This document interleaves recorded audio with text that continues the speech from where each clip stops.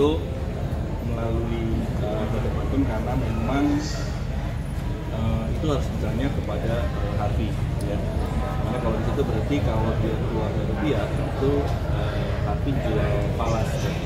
Jadi falas yang punya lebih keluar lebih dikirim, jadi Quantum langsung menjadikan karena memang termasuk dari itu dasarnya. Jadi tadi yang dibilang bahwa pertanyaannya buat saya akhirnya nggak kemana-mana tadi pertanyaannya. Bahwa sekarang saya tanya sama kalian, kalau misalkan saya punya kredit namanya utang bukan? Ya, utang. Ya, lalu ditulis beritanya sebagai pembayaran utang kan itu karena dari Harvey yang kasih tadi kepada kreasi. Jadi framingnya keterlaluan. Nah, di sisi yang lain berkaitan dengan bukti-bukti yang lain tadi jelas terhadap perhiasan, ya. Ada satu perhiasan yang itu adalah diberikan sebelum pernikahan. Yang itu jelas kalau di dalam surat dakwaan itu di luar daripada tempus. Ada beberapa bagian juga yang itu di luar tempus sehingga menurut saya tetapi Sandra berhasil menjelaskan dengan sangat jelas tentang kepemilikan tas. Nah, adapun berkaitan dengan tas sebagai syarat, maka kemudian itu diserahkan pada penguasaan. Karena penguasaan pada sana bersama mobil juga itu diberikan oleh online shop toko. Nah, semua itu ada buktinya. Tadi kita mungkin teman-teman tadi nggak lihat ya, kita udah siapin daftarnya. Ya. Tas ini namanya apa, lalu diberikan oleh toko apa, postingan Instagramnya itu ada semua fotonya. Jadi nanti dalam persidangan yang tadi diminta oleh hakim untuk kami melakukan pembuktian, kami akan lampirkan itu dengan secara detail berkaitan dengan tas-tas tadi, lalu pemberiannya dari siapa aja. Lalu hal yang lain tadi juga jaksa telah salah dalam menuliskan terkait dengan perolehan apartemen, ya. Apartemen 2 unit apartemen di Paramount Serpong yang itu adalah perolehan 2014 dan 2015. Tetapi dalam laporannya jaksa menuliskannya 2017. Jadi itu mau dicocokkan dengan kaitannya dengan tempus mungkin. Tapi kalau dilihat di dalam perjanjiannya memang perolehan daripada apartemen tadi itu berdasarkan perjanjian dengan Paramount Serpong selama 1 tahun itu Sandra berhak atas 1 unit, ya. Yang satu Desember 2014, yang kedua Desember 2015.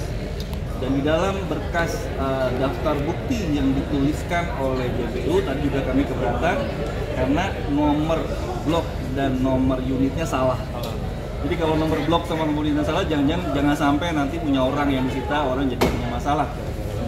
Jadi tadi kita cocokkan kembali tentang nomor unit yang seharusnya dimasukkan di dalam daftar. Tetapi terkait dengan perolehan itu, bahwa perolehannya adalah itu dari kerjasama dengan Paramount Serpong yang perjanjiannya ada semua. Sandra Dewi pribadi, jadi Sandra Dewi pribadi. Terus apalagi tadi? Nah, kami yang keberatan itu juga banyak daripada apa yang disampaikan terkait dengan barang yang disita itu kemudian tidak ditempatkan dalam dakwaan. Lalu dia nyita fungsinya apa? Maka tadi kami keberatan dalam hal barang-barang yang memang tidak disebutkan dalam surat dakwaan, kembalikan saja ya, kepada pihak, dan kalau memang itu ada blokirnya dibuka ya, terkait dengan rekening dari Sandra Dewi sendiri dan juga anak-anak. Memang tadi disampaikan bahwa itu oleh si Ambi Niaga yang memang itu dari semenjak anaknya masih dalam kandungan terus lahir, dan mereka bertiga menjadi brand ambassador dari Ambi Niaga selama kurang lebih 8 tahun. Dan dana itu semua tersimpan dan sekarang rekening anak-anak itu yang diblokir. Itu tadi kita minta fair juga terhadap rekening anak-anak itu kan. Nah, itu kan untuk kebutuhan anak-anak dan juga itu tabungan dari anak-anak yang tidak terkait dengan perkara ini. Nah, ketika ada barang yang itu tidak ditempatkan dalam surat dakwaan, bukan patut diduga bahwa jaksa tidak yakin terkait keterkaitan daripada barang-barang itu dengan dakwaan atau perbuatan yang dilakukan. Ya, itu ada di luar dakwaan dan hakim majelis hakim juga itu kan di dalam dia mempertimbangkan ya berdasarkan pada surat dakwaan bukan berita keras gitu. Jadi kalau surat dakwaan yang nggak ada tiba-tiba disebutkan ini kan jadi pertanyaan ya, karena bagaimana cara hakim lalu mempertimbangkan. Ini kita bicara soal fairness dalam persidangan. Jadi kita kalau mau dalam sidang kita harus punya data yang sama dan kita punya list yang sama. Ketika ada list yang tidak sama lalu tidak sesuai dengan ketentuan hukum di dalam proses persidangan, ya itu harus dikembalikan. Adapun berkaitan dengan permintaan daripada JPU dalam minggu yang lalu ya, berkaitan dengan untuk dilakukan eksekusi atau lelang terlebih dahulu terhadap barang-barang yang disita. Sekali lagi kami masih berkeberatan dengan hal tersebut.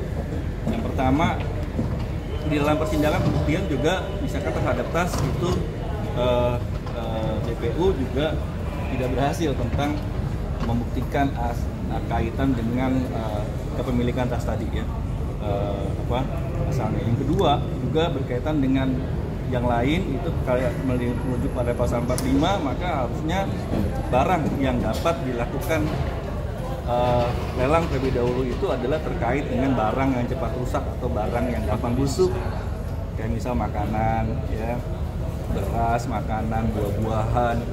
Itu memang kalau udah disita harus segera dilakukan lelang. Kenapa? Karena agar tidak hilang keekonomiannya, juga tidak cepat rusak. Barang-barang yang cepat rusak itu yang tadi saya sebutkan contohnya. Sedangkan tadi yang disebutkan terkait dengan tanah, ya, mobil, lalu juga tas, itu tidak termasuk dalam kualifikasi ini. Sehingga saya melihat untuk kita sama-sama membaca kembali pasal 45 KUHP dan bagaimana wewenang itu dilaksanakan secara benar sesuai dengan ketentuan. Jangan ini ada terkait diambil dulu baru nanti dibuktikan kemudian, nggak gitu caranya ya. Harusnya secara hati-hati ketika melakukan perampasan hak terhadap orang lain ya. Ini kan bentuk perampasan hak ya. Ketika ada hak daripada perampasan itu dilakukan, maka perampasan itu harus dilakukan secara hati-hati. Ketika perampasan hak orang lain dilakukan secara serampangan, nah ini yang namanya adalah penerapan draconian law measures. Hal yang harus dilarang di dalam penegakan hukum adalah penerapan draconian ya, wewenang-wewenang, dan itu nggak boleh dilakukan. Nah, tadi juga terkait dengan Satu Suparta misalnya, itu ada tanah ternyata milik taman tapi tetap juga. Jadi ini yang saya lihat misalnya juga pabrik itu sekarang kalau mau bekerja nanti gimana kalau misalkan harusnya ya dalam asasnya penyitaan terhadap alat produksi itu dihindari. Kenapa? Jangan sampai alat produksi itu nanti nggak digunakan lalu penyusutan lalu rusak ya. Sehingga itu juga akhirnya alat produksi itu nggak bisa digunakan. Harusnya alat produksi itu nggak boleh dilakukan penyitaan. Nah ini yang harus jadi pembelajaran lah ke depan ya, pasca pemerintahan baru, yaitu yang harus diperhatikan. Bang, terkait tas dan endorsement sendiri, tadi JPU bilang bahwa bukti-bukti yang diserahkan belum kuat dan perlu dikaji ulang seperti apa? Ya karena kan tadi kan kami belum dikasih kesempatan juga untuk menunjukkan kan. Jadi memang nanti rekan-rekan media juga bisa saksikan, nanti akan ada saatnya kami akan tunjukkan. Kami tadi bawa semua. Ada dari Bu Sandra sendiri udah bawa koper, itu isinya semua adalah kontrak-kontrak. Terus yang kemudian tadi sudah disampaikan oleh rekan saya, itu ada masing-masing list barang-barang dan yang kemudian kita bisa tunjukkan gambarnya. Dan di dalam sosial media itu kan kelihatan kapan kemudian barang itu diposting, terus kemudian itu di-refer kemana, itu kelihatan semua gitu. Jadi kalau kemudian dibilang kurang kuat ya memang tadi kita belum diberikan kesempatan untuk melakukan pembuktian terbaru. Karena Hakim tadi kan kalau endorsement beda ya metodenya ya. Iya. Ya kan kalau endorsement itu postingan ya, buktinya adalah postingan. Lalu postingan itu akan di-tag ini dari siapa Dan ke siapa. Kalau itu tokonya toko apa, lalu di-tag tokonya, disampaikan di dalam postingan atau di captionnya ya. Nah itu juga harus paham tuh gimana caranya sebenarnya dalam praktek endorsement. Saya tanya, apakah semua endorsement itu ada kontrak tertulis? Enggak.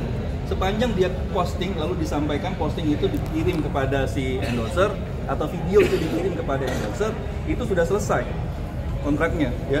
Jadi perlu paham juga bagaimana antara perbedaan sebagai brand ambassador, sebagai endorsement. Jadi perjanjian endorsement dengan perjanjian brand ambassador itu dua hal yang berbeda ya. Di dalam sosial media yang satu digital ya, digital promotion, yang satu itu adalah promosi secara offline ya. Jadi Ya teman-teman mestinya kasih tahu dong gimana caranya itu ya, bedanya antara digital ya promotion yang itu ada endorsementnya dengan yang itu brand ambassador yang itu ada kontraknya. Ya. Terkait dengan Paramount itu juga itu jelas ada kontraknya. Kenapa? Karena itu ada item-itemnya ada semua. Jadi ya memang ini kan zamannya beda ya, agak berubah ya. Pasca adanya di sosial media, maka digital promotion itu lewat endorsement itu sepanjang ada postingan dan di mana endorser itu di tag ya, disebutkan bahwa ini dari mana, karena itu kan yang dipromosikan tadi kan dibilang adalah tokonya. Dan itu tadi kami sampaikan ada 3 surat ya dari 3 endorser toko yang atas tadi, lalu saya sampaikan tadi sebagian di dalam keterangan dan mereka menyatakan memang benar itu tas itu disampaikan dan mereka 3-tiganya sudah diperiksa sebagai saksi dalam penyidikan. Tapi nggak dihadirkan. Kenapa nggak dihadirkan? Karena itu akan berbalik daripada apa yang coba didakwakan oleh jaksa. Kalau dihadirkan jadi berbalik. Oke. Ya. Oke. Terima kasih.